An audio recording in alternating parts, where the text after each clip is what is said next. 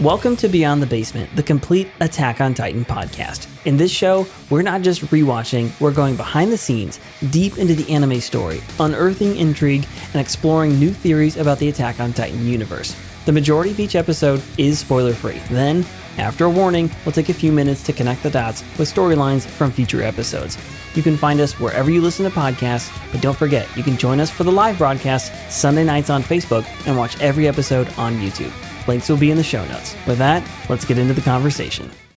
Hey, Whoa, we got the glass clinkers here. I don't have coronavirus. Hey guys, welcome to episode 6 of Beyond the Basement. I am one of your hosts, Eric. I'm Peter. Welcome. I'm Rachel. And it's episode 6. It's time for The World She Saw. So I'll start us off with a quick recap, and just remember this part is all spoiler free. We're not going to say, if you are not familiar with the show, don't worry about it. We're going to talk our way through the episode. That's the majority of the show. And at the end, we'll give you a warning, then spoilers. So yeah, the first part is kind of like your mom's old Honda, completely spoiler free. The last part is like the car your dad's got in the garage. The last car is a Subaru that you're not allowed to WRX touch. STI, the biggest right. wing you can possibly imagine. Your dad It could take off. yelled really. at you for not holding the light. It's every young man's toil. So episode 6 starts off with Armin's shocked face because Eren just got eaten. Yeah, holy crap. And if you were, right? And if you are watching this show for the first time, I'm just going to assume that you are as shocked as I was from the last episode and this episode, because the person that we thought was going to be the main character of the show is very dead. And there's a lot in his heart, and a lot of hope, and a lot of like, oh my, but he's suddenly gone. So Armin is suffering that shock right now, and he's like literally in shock, like can't really react. And one of his fresh recruit scout comrades, Connie, is like, yo, what's up? And Armin kind of has his little breakdown there, and we kind of hear some of his little internal dialogue, some things he says about himself. He runs into some more people who are dying, and he's like, I just am going to retreat, and this is, the world is hell. That's what he says. Yeah. Then we cut to a scene where there is a merchant guy of some sort, and there's a bunch of village people, town folk, just citizens of the world that these people live in, which they have has yet to be named, by the way, and will take a long time. Sorry about that. Seriously, if you're watching this, one of the most frustrating things for me watching the show the first time through is the fact that the like city or country or whatever you call this place within the walls doesn't seem to have a name. Like, well, there's it's not humanity as we know it. Yeah, exactly. It has 3 sections that we know the names of, but that's it. All that's important. Anyway, we cut to a merchant. He's got like a huge truck full of stuff, and he's trying to fit it through this gate. And they're all in Trost, which is where this Titan attack is currently happening. And these people are like, "Get out of the way!" And he's like, "You help me push it through." And then they hear a Titan coming, people live. and then Mikasa shows up and does the most like wicked, sweet scout move, which is anyway. I almost said a spoiler there. Very awesome. It's very awesome, is what it is. And she has a little confrontation with the guy. She's like, freaking, do you want to live? Like, get this trailer thing out of the way and let these people go through. So then we get to the meat of the episode, which is this extended flashback. And we've been talking a lot about character motivations. Well, you get a big, giant character motivation in this episode. Anime tends to do a lot of I feel like they frequently tell stories like that where there's a big flashback. That this is no different, but this one is like deep. And in this one, the scenario that plays out is Mikasa's a young girl. We realize her parents get murdered. She gets abducted, and the people who've abducted her are actually sex traffickers, and they're going to peddle her off to some rich people in the interior. Eren and his dad stumble into the murdered parents. Eren, this is all them as kids, as a little boy, somehow finds the cabin that the murderers, the abductors, have Mikasa at, and he brings a knife with him. And they get shanked by Eren as a little boy. Prison yard action going on. Exactly. Shiv to the throat and stabbed repeatedly. And then it turns out, so he kills 2 of them, and then Mikasa's like, there was 3, and the third guy busts out, starts choking Eren. Mikasa has this crazy moment. She comes to, takes the knife, stabs the guy, and you suddenly realize like why Mikasa is the way that she is and why she loves Eren so much. So her parents are dead. And yeah, sorry, I want to make sure I hit all the main kind of points here. So yeah, parents are dead. She's got nowhere to go. And Dr. Yeager, Eren's dad, is like, yo, you can come live with us. And she's like, okay, I have nowhere else to go home. And this is one of those touching scenes where Eren has his little scarf and she's like, it's cold. And Eren hands her the scarf. And if you're an observant student, you realize Mikasa has been wearing this scarf the entire, from episode 1 to now. Yeah. And this is why. And this is also why she's so dedicated to Eren. So we'll dig more into all of that. Episode ends with Mikasa saying, Eren, if you're out there, I can do anything. Because Eren is her home. I can do anything. Ways to grow. Eren, if you're alive. I can do anything. Okay, all right. That doesn't rhyme at all. Okay, so let's start at the beginning here. Armin, having a breakdown. Yeah. Comments. Yeah, this is definitely an Armin moment. Mm-hmm. And we've seen this several times, right? Where in the very beginning, we first meet Armin, he's getting the stuff and knocked out of him by some bullies. Mm-hmm. Oh, yeah. Mm-hmm. Why? Because he was preaching about life outside the walls. Yep. Not supposed to do that. So he was doing what he believed in. He's getting beat for it. And then he can't protect himself. Yeah. So here comes the two heroes, Eren and Mikasa. They come up, they save him. Eren runs headlong. No one's afraid of Eren, but he steadfastly runs headlong. He has a big mouth, though. He talks a big game. Yeah, Mm-hmm. and he at least is willing to throw his body on it, Yeah, and true. take the beating for what's right. And so Armin's kind of perpetually throughout the series going through this where he's not strong enough, he's not big enough, he can't protect himself. We see the scene with with Reiner. Reiner, right? And picks his pack up Mhm. and is like, just keep up, basically, you know. And Armin's constantly faced with something that a lot of men at least are faced with. I'm sure that women are faced with it too, but for sure for me when I was a kid, like not feeling like you're good enough, not feeling like you're strong enough, not feeling like other people have to carry your weight. Yeah. And he's like, there's a certain kind of like intensity that all three of the main characters have. Mikasa's is obviously on display here, and so is Armin's, because Armin has this and it's kind of almost like in spite of the self-blaming complex, like. You got to give him credit, because for somebody who's like small and seemingly not so capable, he's willing. You know what I'm saying? Like, he and fights that's hard. Incredible. And like Eren's kind of same thing. Is like Eren's got this intensity, and it's like his will. Like he's a fighter, like to the end. He's inspirational. He's actually full of like he's full of the weirdest kind of like almost a sadistic hope that's like refuses to die and is like and longs for justice and then unreasonable drive. Yeah, and Mikasa has this like loyalty that you just like. But they're all intense, but just in their own different ways. And this is Armin. Yeah. This is Armin's sort of like that. This, they say every strength is a weakness. One of Armin's like strengths is the fact that he's smart. He's incredibly like clever. He can see things for the way that they are. Great strategist. He notices details. Things. Yeah. And he knows, connects the dots. He's self-aware and is like, I'm the reason that Eren died right there, and I'm kind of useless actually, which is horrible. And I mean, almost all victims, at some point blame themselves for the tragedies that happen, right? And so he's going through this classic thing, but I mean, very literally, he is the reason why Eren's dead. Eren, obviously may have died beforehand because of the craziness that he ran off there. Sure, but he, Armin was in the Titan's mouth. Armin was about to be killed, and he didn't even run. Like he didn't even try to fight himself. He was just frozen. Yeah. Eren broke through, pulled an Eren, right, ran headlong into the fire, and he saved his friend for the hope that lies beyond the walls. It's like you're saying, these three characters have an intensity, and it's almost like a rock paper scissors. They're strong where the other one needs to be strong. They cover each other's weaknesses when they work together, right? Mm-hmm. So Eren has got this courageousness, this headlong, strong, I'm going to do what's right regardless of what the consequences are. And that's actually what Armin needs. Armin doesn't have that, right? But Armin has I'm going to think about things before I run into them. I'm going to break things down. I'm going to be a strategist, right? Mm-hmm. I'm going to kind of the opposite. Analyze things and find a way to think through it, which Eren needs, right? Mm-hmm. Mikasa's got this loyalty, and she's also got the physical ability, which both the boys need in order to survive. So they all are going to take turns in the story, learning from each other and growing, and you're going to see actual character growth. Imagine that. In a story in 20, I don't know, remember this came out, 2016 or something. This season? Yeah. 2013, bro. Sorry. Episode season 1, it's been around. It took a long time. 2013.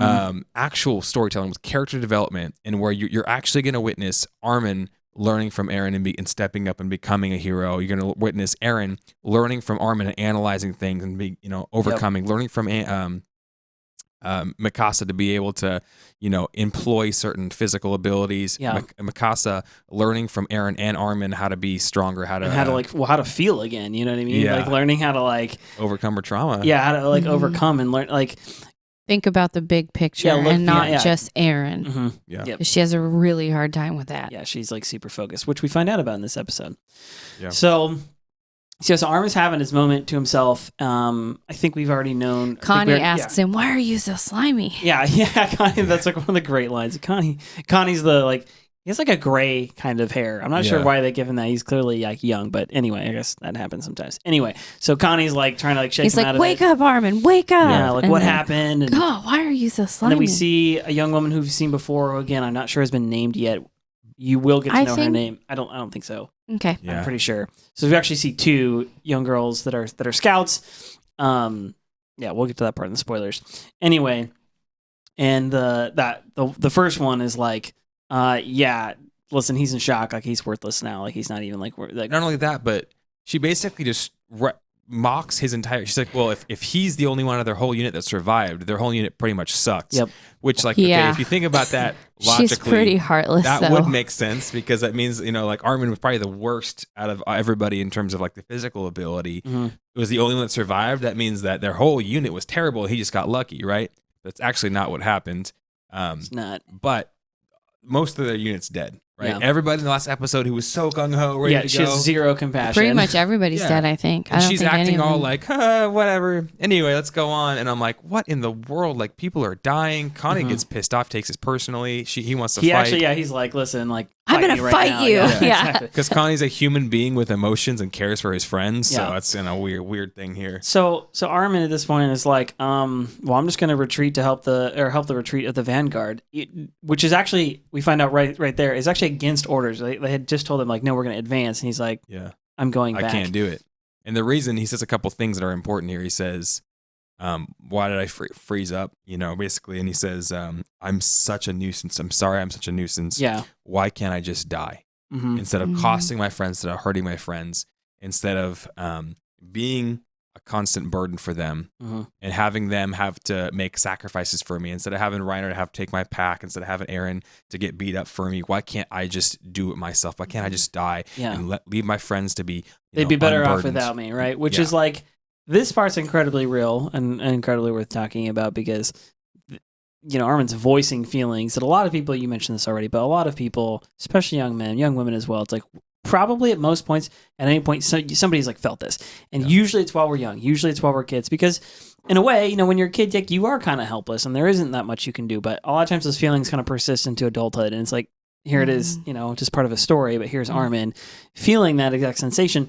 And, we see him from the outside. And so does, the other scouts. And so do, Eren and Mikasa. They see him as what he is, right? He's intelligent. He's incredibly crafty.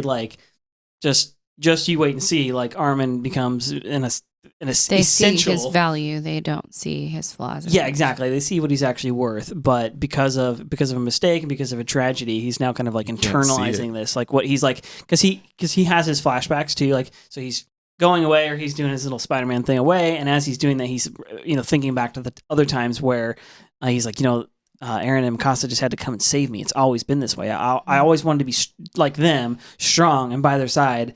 And it turns out I was just in the way, basically, which is a horrible. So sad, and not how his friends feel. And it's not the truth. So we got to realize a lot of times that our feelings don't always tell us the truth. Our thoughts aren't always right?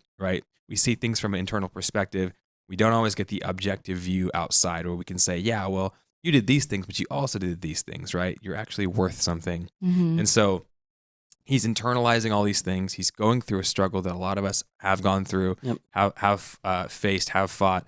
And, he's feeling all the weight of his friends dying in front of him and him being powerless, which is something that Eren has felt earlier on. Doesn't Eren say the same Why can't I just die? Why couldn't I just have done something? Why couldn't I be strong enough, right? So we see Armin getting a little bit of his own motivation for his character, very similar to the way Eren did, where they want to get strong so they can help others and not just be in the way.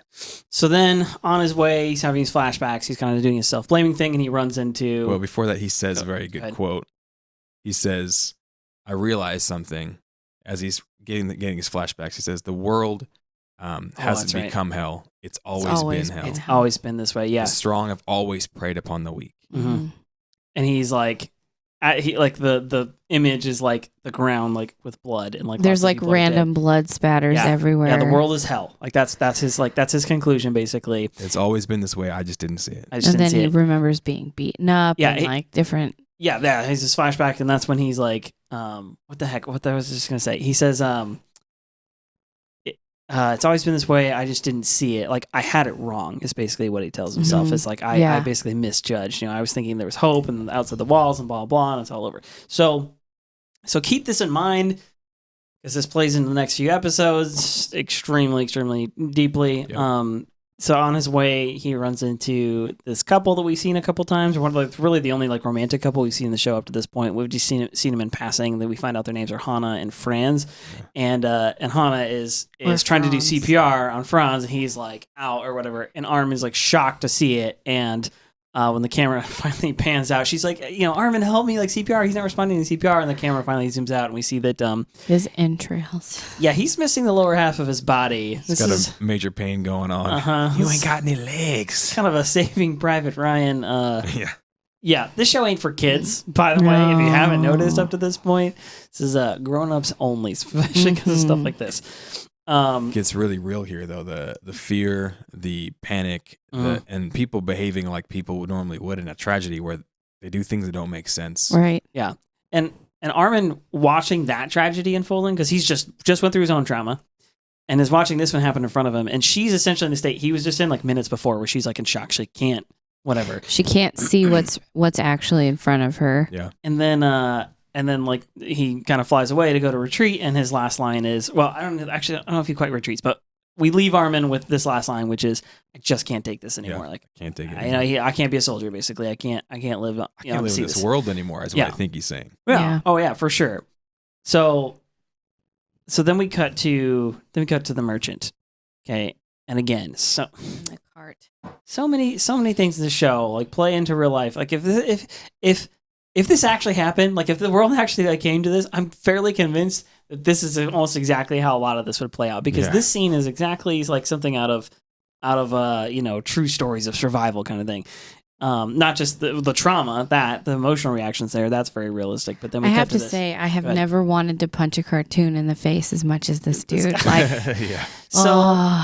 Merchant dude, they even kind of like paint him as like the typical like fat capitalist, think of like the 1920s like cartoon, the Monopoly guy basically. The money is worth more than your life. Yeah, and so he's blocking what's clear, an exit, whatever wall or whatever. People are trying to evacuate to safety to like not hundreds be freaking eaten. Mm-hmm.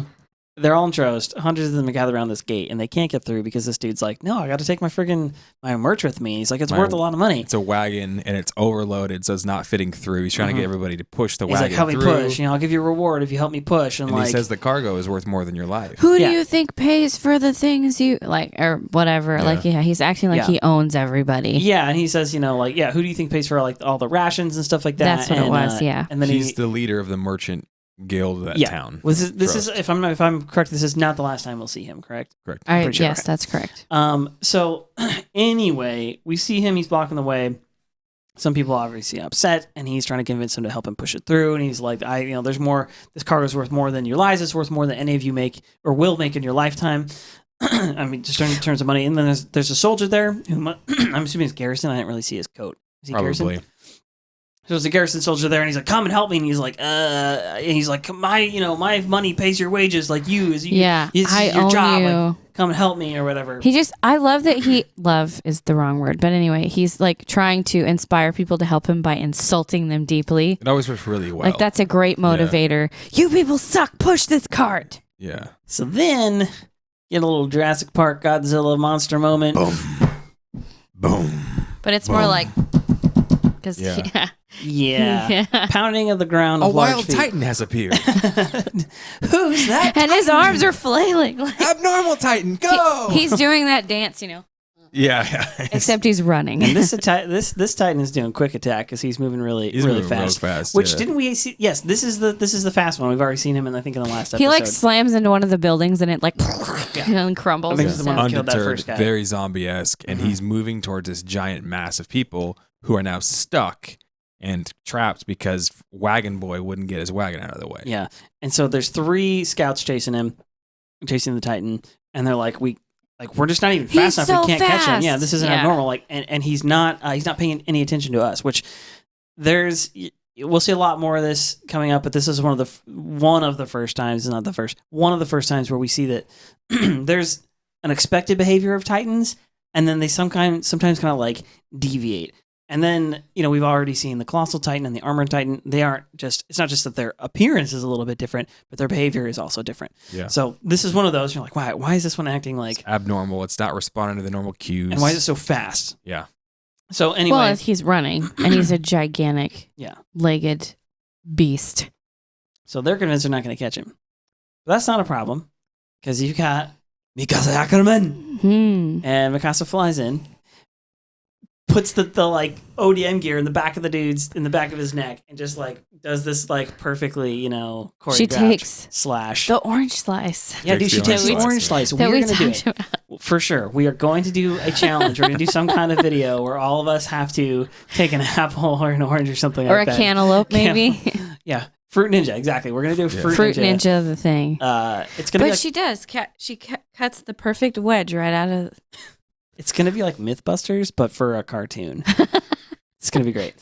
Except we have no training or whatever. It's Training, come on. I've been through the Scouts Training, training. I know all about this. I've watched a lot of YouTube. I watched it. fine.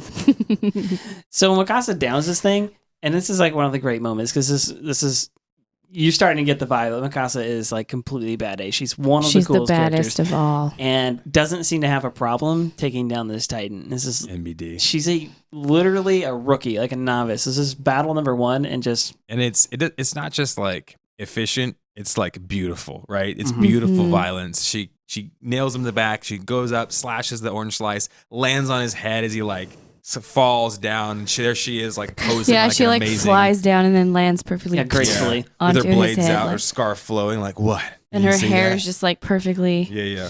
draped I don't like across this her term, but I'm gorgeous pretty face. sure it's what the weebs call the waifu. Yeah. It's like yeah, I got it right. Okay, all right. And Daniel approves. So she kills this thing, and then she's like, "What are you guys doing? Like, my friends are dying out there, right?" And the merchant's like, "Oh, great! Now that you're here, you can tell these idiots to shove this cargo through, so we can finally get out of here." She's like, "My friends are dying. They're dying right now fighting Titans. So you could worry about your I don't have merchants." time to deal with your crisis, is what she Yeah. says. Yeah. And he's like, your life, is basically not worth like all these many lives. He says something This is very something like that. important, which I think is a theme in this show, is it's your duty as a soldier to lay your life down. Yeah. Mhm. Interesting. Not the context I would think, but in this case, he's trying to say something that maybe is truer later on throughout the show. Yeah. And she basically, of course, is a human and doesn't think like an idiot, and so she's like, "Oh, okay. Well, if I kill you, then all these people could be saved." And she says another, intense theme throughout the show, that the sacrifice of one man could save many. Right? Yeah. She starts walking with intent. Mm-hmm. 2 homies run up to her. She goes and hits him in the back of the necks with the flat of the blade. She doesn't She's kill not a him. murderer. Okay. She just instantly knocks them both down like Yep. no Points big deal. Points the sword, right? Pulls a Dread Pirates Robert, drop your sword. Yeah. Basically says, I'll just kill you right now and all these people can be free. And he's like, oh, Well, okay. yeah. As she's walking to him, he actually says something, which again, every detail in the show plays like pay attention to everything they say, every frame. He actually says, your commander is a friend of mine. Like, what will he think when I tell him of your insubordinates? Yeah. And then that's when she like drops the sword like right behind him into his thing. She's like, move the effing cart, bro. Well, she says you can't tell him if you're dead. Yeah. Yeah. Is actually dead what body she doesn't says. say anything. She says, How could you? how does a dead body speak? That's what it was. That's what it was. Oh my gosh.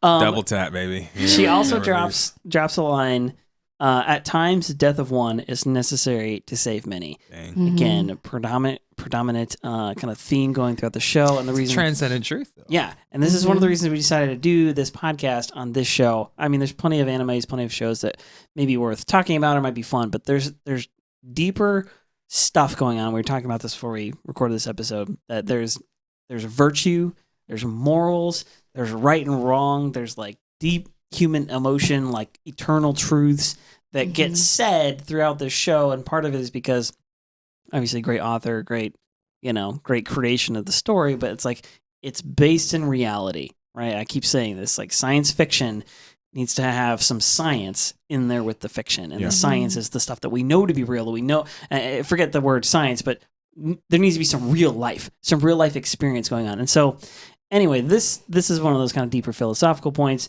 At times, the death of one is necessary to save many. Okay, so we are, in fact, Christians, by the way. Welcome, everyone, if you're a believer. And this is a pretty predominant theme in Christianity, obviously. Okay, so the gospel, the basic gist of Christianity is that Jesus comes, and this is in the Bible. This is probably basically where we get this idea. Jesus comes, lays his life down, and sacrifices himself on a cross and is killed to save the many, which would be the rest of us, right? Literally the rest of the world, saved from each other, from the evil things that we do to one another, saved from the wrath of God, the eternal judgment that we all face, saved from death itself, the eternal death, all these things. And so she drops this line, and I can't help but notice that one, and I'm like, oh my gosh, like here it is again. And okay, another weird reference, but I'm gonna keep on with this. If you guys have seen Logan, best X-Men movie, bar none, obviously. So Logan is actually based on an old movie called Shane. It's an old Western. And Shane is an old Western about one man who's from out of town who shows up to defend like the helpless and the poor and comes and gets justice. He brings his gun with him and he comes and gets justice. And at the end of the movie, he has to give his life, sacrifice his life for the townspeople to like survive. So Logan is kind of a similar story. The reason I'm bringing that up is because this story of the gospel shows up everywhere. The story of one man sacrifices his life for the many shows up all over the place. And the story of sacrifice shows up in this show over and over and over again. Yeah. We've already seen it with Eren. Eren just was like, not today. Armin, you like... I will sacrifice my life so you may live, and you can see the glory that is to come, right? And that's heroism. That's morality. That is virtue. This is what we should teach our children, right? There used to be a time where shows had value and virtue that they would, impart to the watcher, and it wasn't just for entertainment's sake. The reason stories, existed wasn't just for fun around a campfire. It was so you would teach your children orally through these lessons of what's right and what's wrong. You'd shape their worldview and impart upon them something that makes them want to grow into someone better, someone, that has someone who is a full human with a mind fully functioned and formed to think about what is right, what is wrong, to separate that line and to be just, to be true, to be right, and have these ethics and morals that defend those who don't have all these things in line. And so, like Eric's saying, like you could go to Braveheart, you could go to Gladiator, you can go to these really great, grand, epic movies, and they all are the same.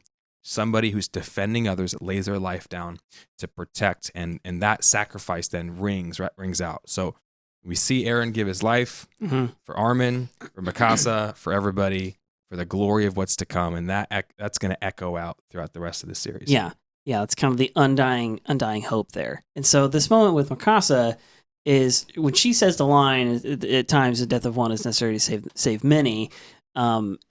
She's not talking about going and killing this merchant guy necessarily, though she obviously threatens him, right? She doesn't kill the two dudes who come after her. She doesn't kill him.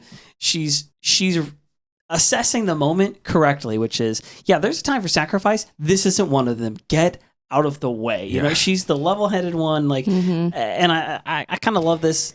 I love that the heroism and that the like deep philosophy. It doesn't just. It's coming from a young woman.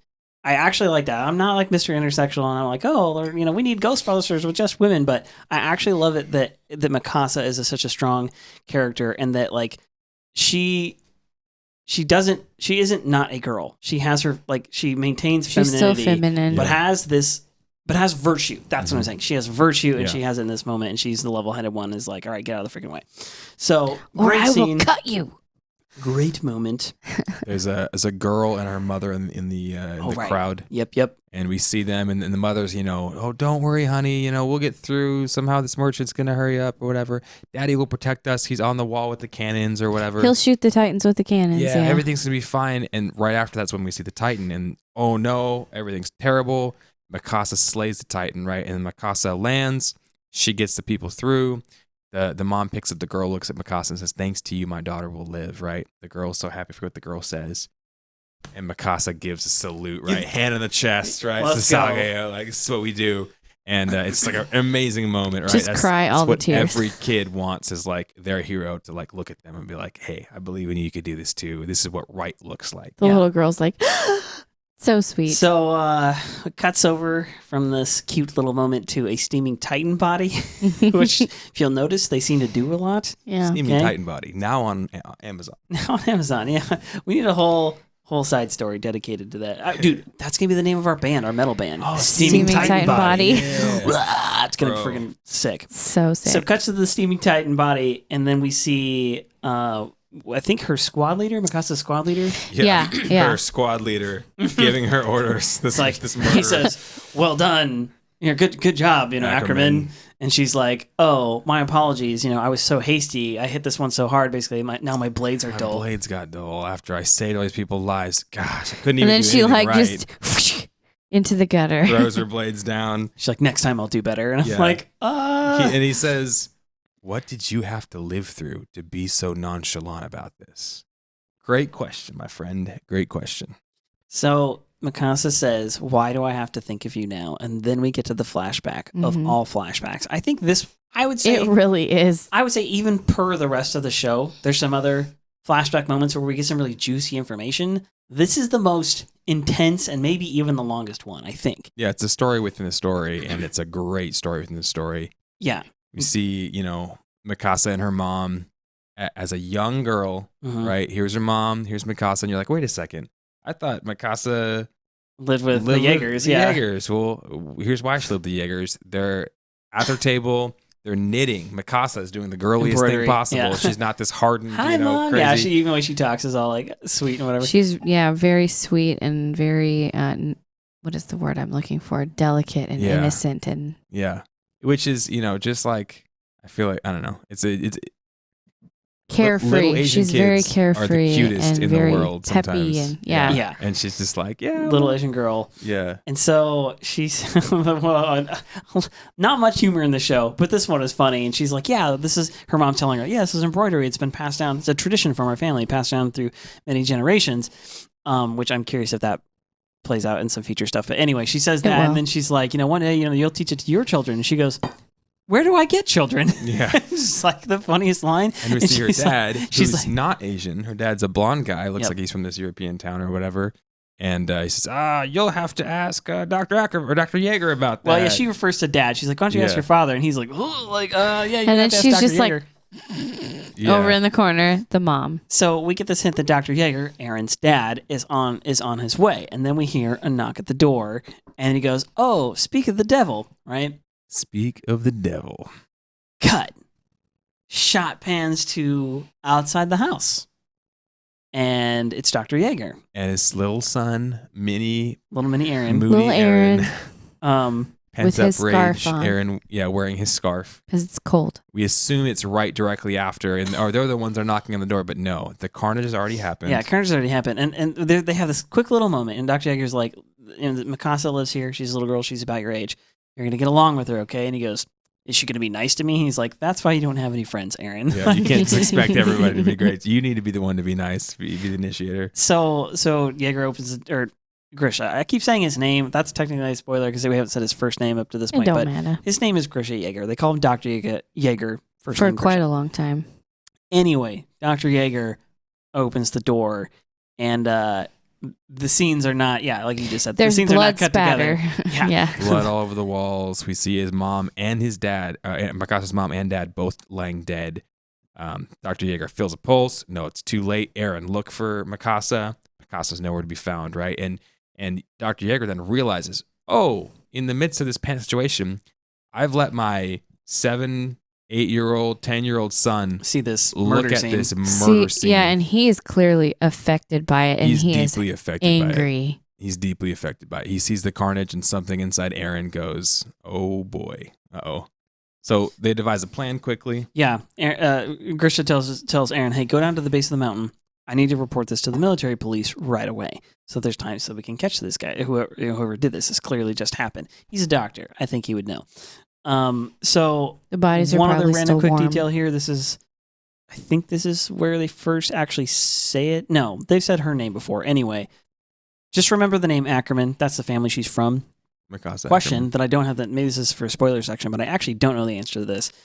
So they aren't really clear in this show if you get your surname from your last name from your father or your mother, but they call her Ackerman. So does that mean her dad's Ackerman, or does it mean her mom's Ackerman? They don't really, yeah. Anyway, not clear. Yeah. We'll get to that in spoilers. Okay, so that last line that they dropped before when we saw the inside of the home when the parents and everybody's still alive. Speak of the devil. Well, guess what? It was these dudes who It murdered. was actually the 3 devil. dudes showed up. Yep. They stabbed the dad. They tried to grab the mom. The mom made a fight for it, right? She's a fighter. She went to Yeah, stab. she grabbed her scissors. Yeah. She said, Mikasa, run. Mikasa froze up. She's a kid. She can't respond quickly. There was a panic. They kill the mom. They kidnap Mikasa. They go out. And the next scene, we see them in their hideout in the woods. Yeah. And they're discussing, oh, man, I wish you wouldn't have killed the mom. We came here to get the mom. The one dude says to the other, he's like, what is she worth? And he goes, she's got a cute face, but she's just a kid. And it becomes very clear in this conversation. Like I said, they're sex traffickers. They are going to take this young girl, selling her, and they did intend to take her mother more specifically and to peddle them to rich, nobles Perverts in the inner city. in the interior. Well, in the interior, meaning interior. like the wealthy, like capital. Like he's like they talk about how they go for this sort of thing. She's Asian. They note that. There used to be races back in the day. Now everyone's kind of homogenized because we're all just whoever survived, and everyone just kind of inbred. So yeah, and they even say she's the last of her race, and he's like, no, her father didn't look like an Asian. She's a half breed. And he's like, yeah, her mother was the real prize. Like you had to kill her, you idiot. And that's when they kind of show. That's when they actually show the axe murder scene, the actual which is murder. quite violent, and like you realize Mikasa sees her mother. Yeah, she sees Because she she sees her parents turns killed, and like blood is like squirting out of her neck, and then she falls and dies right in front of her child. Not PG, TVMA for a reason because that's and they definitely show it graphic. all. Yeah, They don't hold Mikasa's- any of it back. yeah, they don't spare you in this one. She's struggling. She's on the floor. She's got some inner dialogue. She gets hit in the midst of the fight, and so she's bloodied. She almost she's looks tied up. catatonic at this point. She's 'cause she's just not kind crying. of laying there. She's Her just mouth is slightly open, and her Shocked eyes for are sure. just You just watch your parents die. Yeah. And she doesn't know what to do. She's freaking out. She's cold, and all of a sudden, there's a knock on the door, or the door is opened. Yeah, He kind of knocks and then just opens the door. There's a young Eren Yeager. Both the guys freak out. No one's supposed to be here, right? And Eren says, "Oh, excuse me, I was lost in the woods." He even has tears in the corners of his eyes and everything. The guy who answers the door is like, "What are you doing here, Which kid? is Like, what are you?" brilliant. And then he's, because he's the kid opens the door to their like hideout or whatever, was and then he lost looks in the back at his woods. other friend. He's like, just kind of like waves him off Yeah, or whatever. he's like, get rid of him, "Oh, get rid of him." Yeah, you're just a little boy lost in the woods. And he's like, "Oh yeah, come on in, little boy." Yeah, exactly what a sex trafficker wants, more victims, right? And it's at this very moment that I think Eren, the bells click. I think he was testing them to see if... Because you see, it cuts to he's got a knife behind his back. And right when he says, "Oh, thank you, sir, I understand," boom, stabs him right through the throat. Knife through the throat. To the... Ends this dude. This has got to be one of the best. It's such a great scene because we shouldn't be laughing because it's a gory graphic scene, but the way they illustrate it is a little. But the scene is amazing because all of our lives, what do we want? We want justice for the things that have been the wrongs that have been done. We want things that are wrong to be made right again. We want the people who kidnap the kids to be killed. We want all the the molesters or whatever it is. Yeah. We want justice, man. And Eren loves justice. And he's a kid who shouldn't be bloodthirsty, but he saw the carnage of what they did to his Mikasa's parents. Yeah. And he is going to it changes him. Throw himself into every situation like Eren does. And he comes, and you don't think justice can come from a kid. He's supposed to be waiting and in fear. And nope, Eren's put it together. He's tracked down their hideout. He's devised a plan. He's got a weapon. He found a knife. Yeah. And boom, one homeboy's dead already. So he stabs one dude in the throat. And he's like, "Die, you bastard!" And then that dude falls down, and the other guy realizes what's happened. And Eren just like looks at him and like shuts the door. Slowly closes the door as you see his with eyes. the one eye. So great. So he lures the second dude into the closet, and to the broom closet where he's taken that knife and tied it to the end of a broomstick. He fashions a spear made out of a broom and then just like lances the guy. Runs the guy through back into like the living area, yanks the knife, and proceeds to may you never rise again. Yeah, may you never stand again. Proceeds to administer pure justice in front of Mikasa's eyes. Oh man. And so he goes ham, and then when he's done, he looks over at Mikasa and is like, "You're safe now. You're safe now." Yeah. And then he cuts the bindings on her wrist. Yeah, he frees her. Let's pause for a second here because this is such a significant moment. A lot of people say, "Hey, violence isn't the answer," and the majority of that is truth. But the only time that violence is the answer is to stop other violence, right? Mm-hmm. Self-defense is necessary. You think about times like World War II. You think about times like certain uprisings where someone is going to come to oppress the innocent, and the only way you can stop that is violence, right? You need to have somebody who's willing to lay their life on the line to do justice, to protect those, and be just as violent as the oppressors, and come and do justice. And so this violence not only is necessary for protection, but it also infers something. And I remember a time when I was a little boy, and I had a dad. He's big guy, and every boy loves their dad, respects their dad, wants to be like their dad. And my dad was very soft spoken. He almost never raised his voice. He was pretty passive, and that, as a boy, that can kind of make you question yourself. And there was a time where I went to bed, got in my bed, and for somehow, some way, a bee was under my sheets. I don't know how, what, just hanging out for a little nap, but a bee was in my sheets, and a bee stung me in the middle of my sheets. So I started screaming. That's horrible. Right. That sounds like my nightmare. I'm so sorry. 6-year-old boy gets stung in the sheets, and my 6 foot, tall dad bursts in the room. What's happening? And I said, "Oh, my leg hurts. I don't know." He whips my covers off, and there's this bee, and he realizes that this bee is, hurt his son. And I've never seen my dad get so immediately angry, right? And he grabbed, I don't know if he grabbed a shoe or his hand or whatever, and he just starts smashing and banging the hell out of this bee, right? This bee is dead after one hit. He hits this bee like 12 times, and all the time he is shouting at the top of his lungs, "How dare you hit my son? How dare you hit my son?" Right? And while I was witnessing this violence get done to this bee, it inferred something to me. My dad inferred value to me at the way he would defend me with incredible violence, right?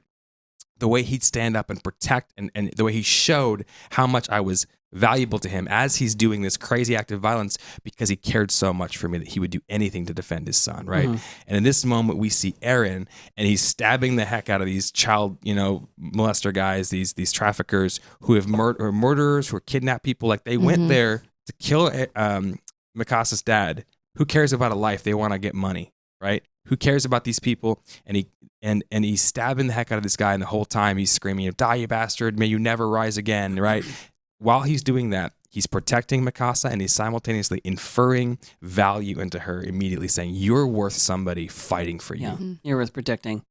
Yeah, I made this comment before we started the show that no one watches this scene and goes, "Was that really necessary, Eren?" Or like, couldn't you have couldn't there be like a better way? Like, and I feel like in our American Western culture, like that is the direction people constantly go. Couldn't you just sneak in and set her free? Yeah, like what if you just tried talking to them? Did you ask them how they were feeling? Maybe they were having a bad day that day. Like beanbags. You don't ask that. Yeah. Why didn't Eren use a stick? Because Eren's a little boy, and lethal force is his only option. And these guys are literally murderers and sex traffickers, the lowest of the low. Like these are people who don't need or deserve a second chance. To give to let this continue is to do an injustice to all the rest of the victims that they will victimize in the rest of their lives. It wouldn't have shown the same value from Mikasa had he come and say, hey, do you mind? I know this bad thing happened, but can I get Mikasa back? Oh, no. No, he had to show up, and he did it with complete and total intent,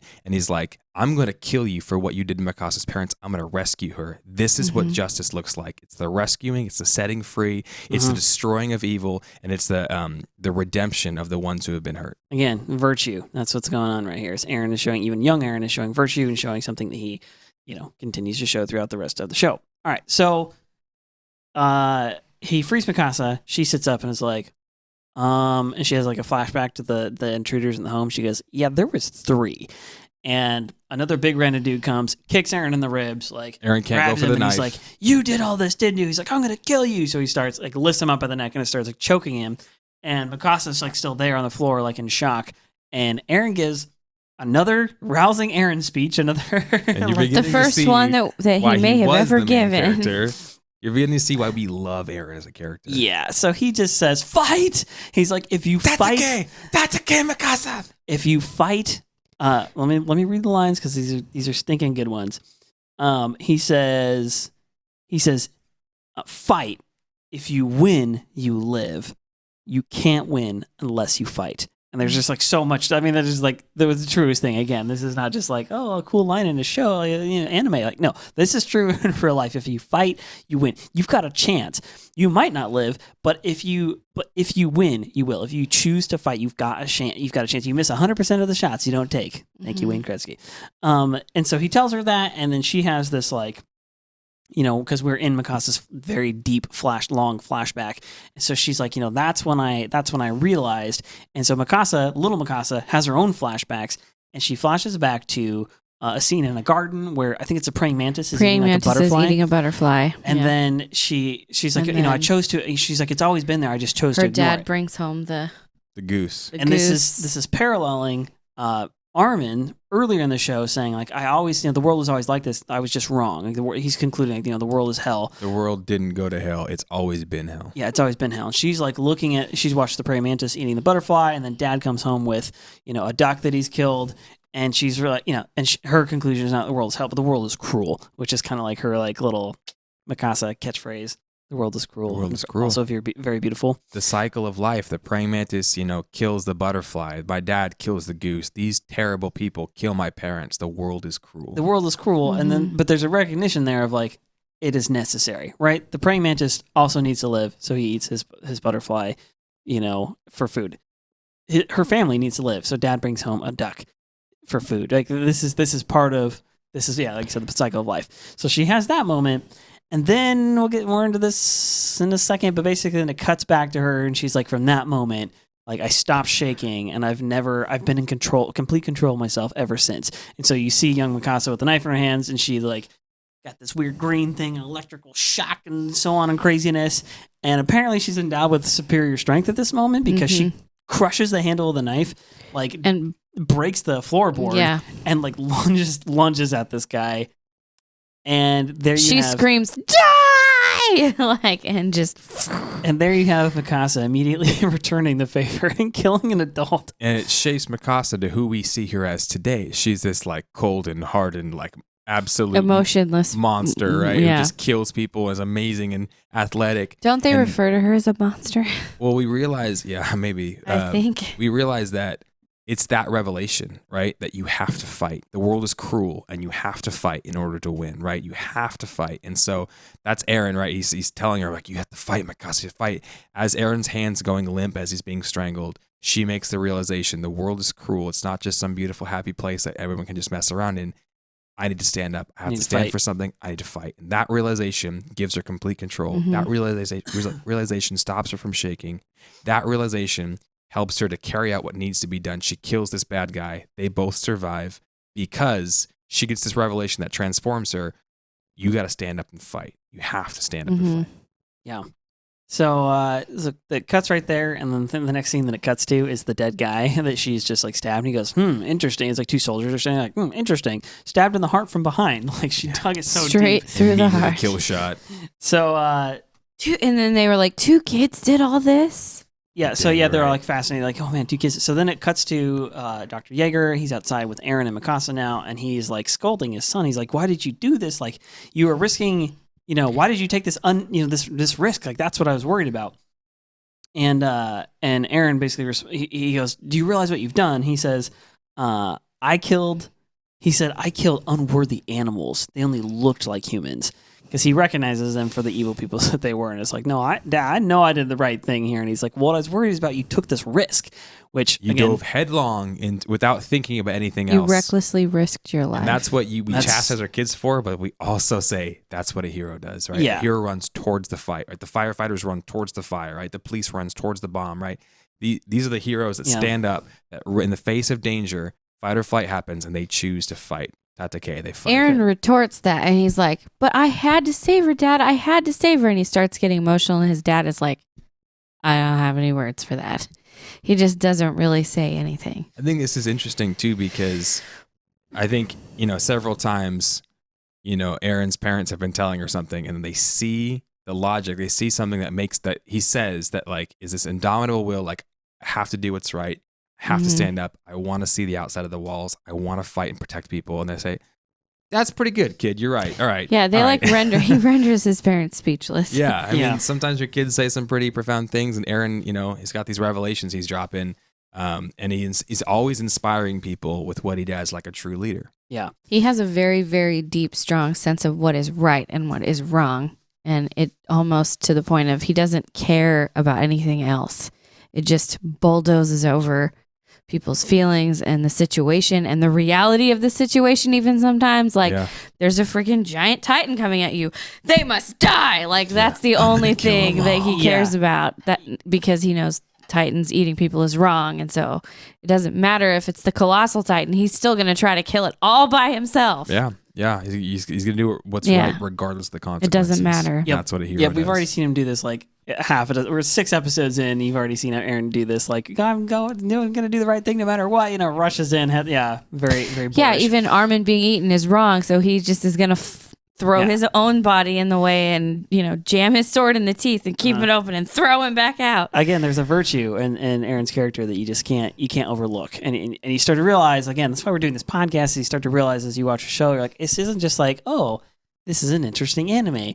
There is something deeper going on here, and there's a lot of meaning in the story. Yeah. So, anyway, at this point, Yeager is, Mikasa. He's like, you were so lucky. You're so lucky. Yeah, he says, Eren, Eren, you got lucky this time. Anyway, so he turns and tells Mikasa, he doesn't tell her she's an orphan, but she's just been orphaned, and she's like, where do I go to go home? Well, she says, where do I go to go home? It's cold. He offers for her to come and live with them, and Eren just immediately accepts her and says, come, let's go to our home. And she is, he puts his scarf around her, and he says, isn't that cold. warm? Yeah. Yeah, she says it's cold, and so he takes the scarf off, puts it around her, and they have this incredibly touching moment. Like I teared up again watching it this time. It makes you feel all the feels. He says, "Let's go home," and she says, "Let's go home." Like, my home is with you. Yeah. Right. And that's the next scene we see. That's what brings her back. Flashing forward, we're now back to current. She's spinning Spider-Man-esque in her awesome ODM gear, slaying Titan left and right, and she has this inner strength. And her strength is she believes in something. She has a hope for the future, and her hope for the future is that this place is a cruel world, but I've got somewhere to go home. Yeah, I've got strength to go on. As long as Eren's alive, I can do anything. Yep. And we know Eren's not alive anymore. So she doesn't know this yet. She doesn't know. She says, we know that. Yeah, her line to herself is only the victorious can live in a cruel world. And she's committing. She's like, I'm going to win, basically. And she says, I have a place to go home, Eren. Eren, if you're alive, I can do anything. Yeah. Great line. Great way to end the show, except for the fact that Eren is dead. Yeah, and if you watch the little teaser for the next episode, they have to come to grips with the fact that Eren's dead. So the fallout between Armin, Mikasa. Is Armin on his way to find her? Is that what's happening? We don't know. They don't really he tell you. He's going to help the retreat of the Vanguard. The Vanguard, get okay. himself together, She's in the rear guard, not the Vanguard. Okay. Anyway, different places. This one went long because there's a lot of deep details stuff for the spoiler-free section. Before we leave spoiler-free, can I add something? All right. This is a really dark episode. It really deals with a lot of truth that all of us probably struggle with at some point. That the world is a cruel place. Sometimes it feels like the whole world's against us. Like Armin and Mikasa, no matter what we do, terrible things keep happening to us. Armin feels like he's not enough. He always is the cause of all the problems. And sometimes, especially when we're young, we amplify this. Like in middle school and high school, things feel so hopeless. They feel so overwhelming. They feel like there's no hope for the future. I'm the cause of all the problems. Everything's going wrong. Why can't I just die, is what Armin says. And that's definitely something that a lot of us have struggled with and have issues with. And so we just wanted to put it out there that, there is a hope for the future. There are things that are worth fighting for. Your teenage years, your young years are such a small portion of your life in light of what your life could be. There's always hope for the future. There's always a place where rescue is possible and you can get through this to the next season. So we just wanted to let you know, if you're a younger listener and you're dealing with suicidal thoughts, or you're dealing with depression, or you're dealing with sadness, and you feel like, the world's coming crashing down, you can't do anything, the world's a cruel place. Just want to let you know that you're not alone. We've all been there. We've all dealt with things like this. And, feel free, please, to email us or reach out to us, comment to us. For sure. Yep. And also beyondthebasementpodcast@gmail. Yeah. What's up?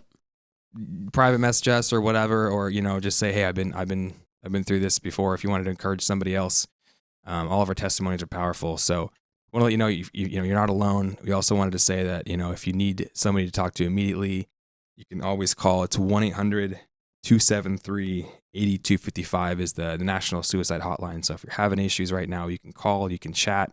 But we're always available to help, to talk, to pray, to whatever it needs to be, because suicide's a reality that no one should have to deal with. So do it. Reach out. Don't be alone. I mean, genuinely, email us. We, especially one of these, like, we'll get back to you. And we're always trying to do something a little bit more. It's a deeper than the show kind of moment, but I want more of those moments, and that's one of the reasons we want to. It's beyond the show. Anyway, email us about the condition of your heart and your soul. Also, email us about the show generally, beyondthebasementpodcast@gmail.com. Keep those memes coming. Yeah, keep the memes coming in strong. Facebook.com/beyondthebasementpodcast. YouTube.com/beyondthebasementpodcast. If you're not watching these on YouTube, if you're just listening, go to the YouTube channel right now. Pull your phone out of your pocket. Go to YouTube, Beyond the Basement. There we are. Boom. Subscribe to the channel. We got more content going on there. We also have more content going on our Patreon page, which is now officially live. So patreon.com/beyondthebasementpodcast. So you can find us there. We got cool stuff coming up down the pike. We're still working on merch. It's coming. It's on the way. Don't worry about that. Check the show notes. If you're listening to this in the near future, you will find links to all of that stuff. I think that's it. Are we ready for spoilers time? Spoilers. I believe so, yes. Prepare. Yeah, prepare yourself. All right. Again, warning, pull your phone out of your pocket. I'm going to give you 3 good seconds to stop what you're doing, hit the pause button, because it's going to get spoiled really fast, and we literally jump right into it. So don't do it. Okay, ready? 3, 2, 1. Are we the prey or are we the hunters? The world is a cruel bird and stuff, and the flames of something. And what a great song. The words are so crazy. Yeah, if you watch the subbed version, the reason we're saying weird crap is because it translates to Japanese, as it should, but it's while they're singing, and so we always try and sing the English version. We should record that we will. and put that somewhere at some point as bonus content. Patreon.com/beyondthebasementpodcast. Yes, like it or not. Spoilers. All right, so let's jump into this. There's so many good ones. There's a bunch in this episode, actually. So, spoiler number 1: Ymir and shows up, and she's her typical Historia. She's her happy-go-lucky. Who cares about these people on the wall? Because I know about a reality outside. And she's a messed up character that I almost feel like they put her in there just to throw a wrench into the show and just to give you some more information, because she does give you more information about what it's like to be a Titan and stuff. I feel like she has an abusive relationship with everyone. Yeah, but she's just and I feel bad because she's just me, an orphan. Because I think 50 years of sleep in a desert probably could do that. But still, I'm I kind of like you, but also I kind of hate you because you're a jerk. So maybe you guys have the and answer you're crazy. To this. I actually can't remember. Does it ever explain why Ymir joins the Scouts? She wants to be with Kristen. It has something to do with she's looking for her. Well, no, she doesn't know that Chris is Historia. She realizes that later. How they realized it in the snow trip? That was before they were scouts. Oh, you're right. It's during training. Flashback, so this point in the show, yeah, you're right. It's another flashback. But why did she join the army in the first place? She was looking for Historia. Well, no, but she realized she realized she was Historia, or if she was looking. Wait, I don't understand. See, okay, the timeline is weird to me. So the snow trip, they're in the Scouts. They're already in the Scouts. Yeah, but no, I don't think they're in the Scouts in the snow trip. I think they're cadets. No, but I'm saying like cadets, they're yeah. cadets. So what? So then the question is, why did you The snow sign up to trip be in the was for cadets? training. Because remember, she hears about Historia in the church somewhere. She's overhearing some officials And or that's, I somebody think, why she talking goes about her. And she does it. Yeah, because She's trying to find her. We'll keep watching and we'll get more info We'll on that. remember. If you remember, you can comment. But yeah, Historia and Krista and Ymir are there. Connie's there. Ymir's being a jerk, which Connie's like, bro, we're I'm humans. gonna cut you. Yeah, and drops her weird like lesbian line, like, "Oh, I want you to marry me in the future." Ha ha. Like as soon as Historia shows up, she like, Well, changes her that's mood. kind of It's the like such a beginning though, because weird- like that they carry through that she is romantically in love with Krista / Historia. Yeah, there's some great parts of Pretty Japanese much. storytelling, and there's some really bizarre. The way they do romance in general is weird. Like Yeah. there's usually a lack of it, and then stuff like this, it's just I don't know, it's weird crap. Anyway, why are you slimy? Missed that line the first time. That one was hilarious. He's slimy because he was in the Titans. Because he was, Okay, so what was the next one? I wrote down a bunch of them. I've got some for the cabin. I think I had one other one. I'm sorry, I'm looking through my notes. I gotta find this. Well, the the merchant guy shows up again, Yeah. but I can't remember what he does. He's a good guy later. Yeah, on. but he helps us out that he one- gives the Scouts the guns and stuff and That's hides right. them later yeah, on, he right? he like helps them out when they're in trouble or whatever. Yeah. So like Mikasa when does they're do on the the right run. thing. I She think, spares his life. Wait, or is it him or is No, it, is it his it's son not or his him. partner? It's somebody who didn't like him Yeah. and is basically getting revenge He comes back by again. helping them. Anyway, yeah. So I mean, he's involved, but He shows back up. Okay, the cabin's where most of the stuff is going to happen. Super hard steel. I forgot to mention that spoiler-free part, but there's like one of those clips where they're like, public discourse information, blah, blah, and it tells you that the blades are made out of super hard steel, which is capable of cutting the Titans. I don't know. Just thought that was cool. They talk about the foundries and stuff. Anyway, okay, embroidery. This has been in our family line for thousands of generations. How does she know that? She's an Ackerman. Ackermans she can don't get remember. Her mother has not had her memory erased. Now, her mother's not Exactly. 100 years old. Right. But her grandmother remembered this because she was an Ackerman and so on and so on and so forth. Yeah, the Ackermans can't. The Ackermans Forget. don't have their memories erased, and they also we have not uncovered this yet, but they also have some sort of power because They do. we've always suspected this We know because it. of Levi and because of Mikasa being They basically insane. say as much, right? Yeah, and Levi- even Kenny. Uh-huh. Kenny was a boss too, right? Yeah. These They'll guys have are- extra combat powers. And yeah, correct me if I'm wrong. We do find out about the Ackermans when Levi and his history and like the slums. We kind of find out some of the Ackermans are like one of a couple other like, I don't know if they're quite royal, but they were like special clans. They were like, yeah, they were the clan that, important. like, yeah. It almost seems like they were part of the like interior royal Yeah. dudes, Remember and they became ostracized Yeah. for some reason. They say that in the show. Yeah. And I don't think they can become Titans, if I'm not mistaken. I don't think we know anything about that. They're immune to Titan We'll powers. see. We know that, Well, so they yeah. probably can't become We'll Titans. go We'll deeper into that when we I get to that wonder episode. if Mikasa's dad wasn't that blonde guy, Oh, because if she was Interessante. technically half white, she would not look exactly like her mom. she does look just like her mom. That's a good point. And also, why would Interesting. her last name be Ackerman if her mom's last name is Ackerman? a good Yes, point. that's what I was Because- mentioning yeah. earlier. So Japanese I'm wondering if surnames, maybe yeah. this guy who she called dad wasn't actually her biological dad. Could have been. Yeah, if he was a bodyguard, he was a terrible bodyguard. I don't Yeah. know. But the family tradition thing, she being Asian, she being an Ackerman, right? Mhm. That carries on. That's very important. Hmm. The supernatural strength that she gets when she realizes she has to fight, Yeah.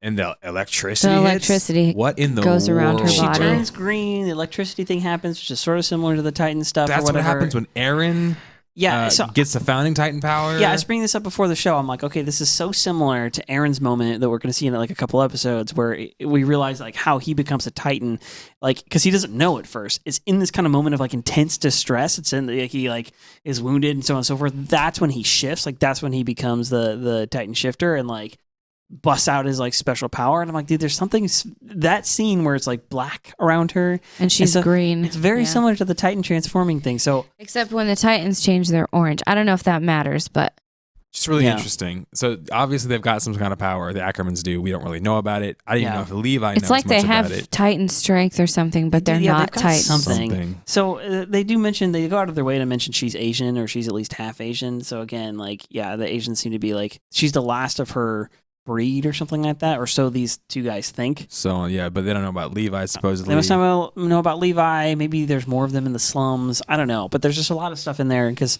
again, quick note for those of you listening in the future: this podcast is being recorded before season 4 has aired, which is the final season. So there may be some spoilers we can't actually get to right now. And this is good because if you pay attention to this explains a lot about the future, because there's times where they really do a good job writing the show to explain how a smaller character like Eren could flip Reiner or could fight Bertolt or all these things. Yep. They use technique.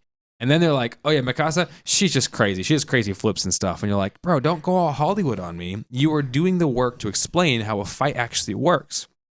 But it still makes sense if she has supernatural powers. And if you think about it, when she and Eren rescue Armin, the boys are afraid of her, not Eren. Yeah. Yeah. They're like, oh crap, Mikasa's coming. She'll hurt us. Yeah. From that point forward, she always has that kind of like she's strength. Always been freakishly strong. Breaks the knife. And scrappy. She grips the knife so hard she breaks the handle of a knife. And the soldiers notice and the that. floorboard. Yeah, and she breaks the floorboard. They notice that she's got this like crazy. So I'm kind of like, here's where you got to get into fan theories. I'm pretty sure that Attack on Titan is Dragon Ball Z. See, she's actually a Super Saiyan, right? But it's much in the future. Oh, okay. Yeah, she's actually Ackerman. If you say it differently, sounds like maybe like Krillin or maybe Krillin. Yeah, right. Yeah. Right. And some dude found the Dragon Balls and wished there'd be Titans. That's what. Yeah. That's it. All right, guys. We're done. Hang it up. We're done. There's nothing else to say. Proof positive. Okay, last. We're not. Oh, what the heck? Where did I keep losing my spot in my nose. Oh. Stop doing Little Eren says, he's like, I killed unworthy animals. They just looked like humans, which is this like, dang, whoa, like Inception. Okay, like, I definitely read way too much into that both times that I heard it. But I mean, there is something I was like, wait, does he know? Wait, what? I just think it's a literary device. I don't think he doesn't know. No, he doesn't. He doesn't. That's what I'm saying. I read way too much into that. It's a storytelling mechanic of being like, Eren. It's foreshadowing. Eren kills like the beasts. They just look like humans, and it's very similar to the other Titan shifters who are there to attack them. Who are beasts that look like humans. But are in fact like monsters. But There's the reasons all their friends humans. are dying. There's the reasons Eren's mom's dying is because these Titan shifters who look just like humans. They're blending in. Annie was getting food from the handouts of the tragedy she caused, right? Yeah. What a freaking scumbag, right? Bertolt and Reiner are like making them friends also, with Eren. yeah. They. Oh, you suffered too? I'm so sorry. Well, what was it like? And you're like, we're like you. We've seen what this is really like. But and here's it's the thing: like, they have seen what because it's like. you were munching on some people. Yeah, because they were the ones. But I was just realizing this right when we were saying this because Ymir ate their friend. So and technically they do know. Is it Bertolt or Reiner's brother? That she eats. It's their cousin. It's one of their. I thought it was one of their brothers, and the other one was I don't know. There's some relation there, but anyway, Reiner's brother is his cousin. It's his cousin. Is what they say. Okay, I thought it was his brother. It doesn't matter. This is why we have. This is our producer. We'll call him. Giving us a little call out here.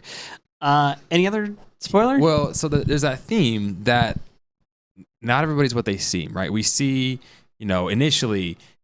Humanity's under attack. Titans are everywhere, right? The Titans are the bad guys, but really we find out the Titans are just humans, right? They're kind of given over to their like instincts. It sucks because you kind of have to kill them a lot of times, but the truth is, they're people. And here's another problem: they're the same people too, because only certain people can turn into Titans. They're all of their. They're the same brothers. race, basically. They're Marlians, and so the enemy is really not the enemy. The enemy is within, right? The enemy is around, and the enemy looks like the enemy is human, whoever is using but them. they're monsters who look like humans, and even the people in the interior, right? So these people who are controlling people, they're erasing people's memories, they're perverts and stuff. They just look like humans, and a lot of times the enemy can look a lot like a human, right? Yeah. I mean, exactly. Yeah, the interior guys who are buying sex slaves, surely they're monsters. They just look like the guys who are murdering Armin's parents. Yeah, the guys who are killing Commander Erwin's dad because he asked too many questions, Yeah. right? The guys who were torturing the brother, like these are all monsters who look like humans. Yep. And Eren has no problem dealing with those, so it's interesting. All right, folks. Thanks for sticking with us. I know this one was long. There's a lot of deep stuff going on in this episode. Great We're gonna have to do episode, that from though. time to time. Yeah. Whoa, dude. Can I just say probably again probably one of the most emotional of the series. Probably one of the most like deep of any anime of any show. Probably. Period. There's like tears.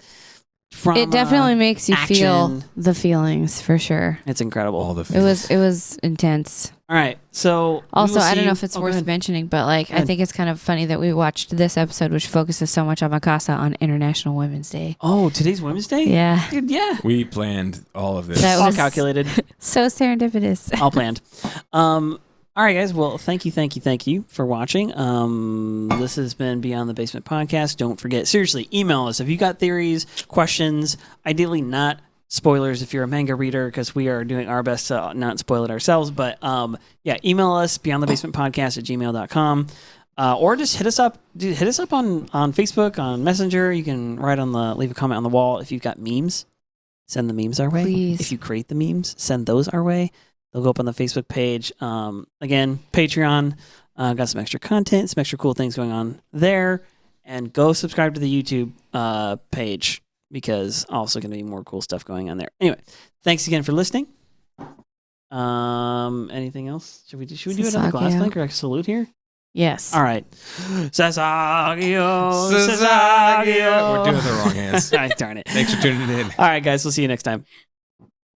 Thanks again for watching and listening. If you're enjoying the show, you can leave us a 5-star review on Apple or Spotify. If you're really loving it and you want some extra cool content, you can join our Patreon page over at patreon.com/beyondthebasementpodcast. Check the show notes or our social media pages for links to some really rad Attack on Titan merch. All right, guys. See you next time.